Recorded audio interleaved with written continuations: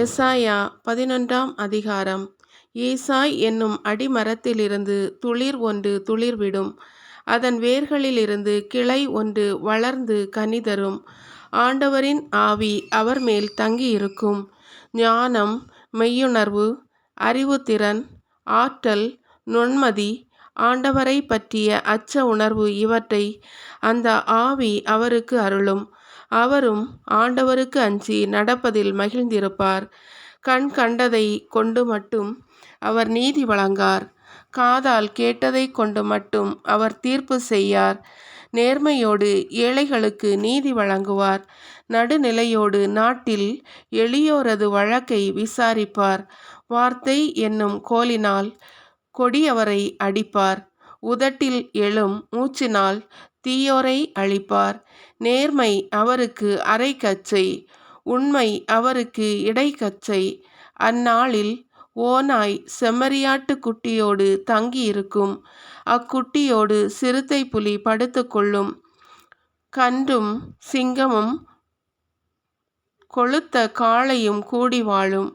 பச்சிளம் குழந்தை அவற்றை நடத்தி செல்லும். பசுவும் கரடியும் ஒன்றாய் மேயும். அவற்றின் குட்டிகள் சேர்ந்து படுத்து கிடக்கும். சிங்கம் மாட்டை போல் வைக்கோல் தின்னும்.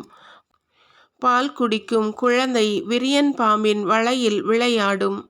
பால்குடி மறந்த பிள்ளை கட்டு விரியன் வலையினுள் தன் கையை விடும். என் திருமலை முழுவதிலும் தீமை செய்வார் எவருமில்லை. கேடு விளைவிப்பார் யாருமில்லை.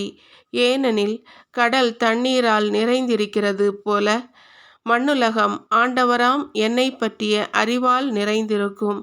அந்நாளில் மக்களினங்களுக்கு சின்னமாய் விளங்கும். ஈசாயின் வேரை பிற இனத்தார் தேடி வருவார்கள். அவர் இளைப்பாறும் இடம் மாட்சி நிறைந்ததாக இருக்கும்.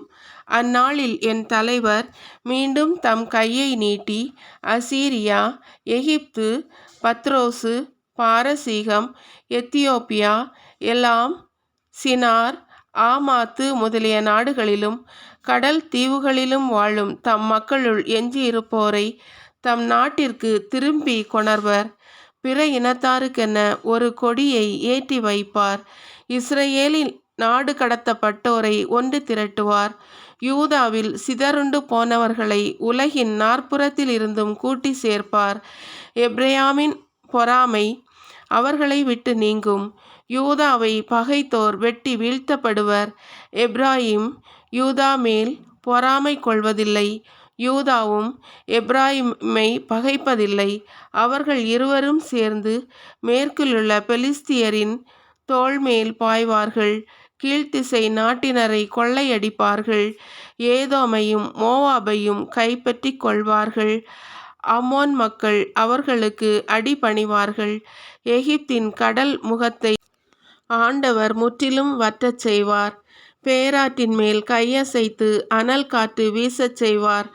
கால் நனையாமல் மக்கள் கடந்து வரும்படி அந்த ஆற்றை 7 கால்வாய்களாய் பிரிப்பார்.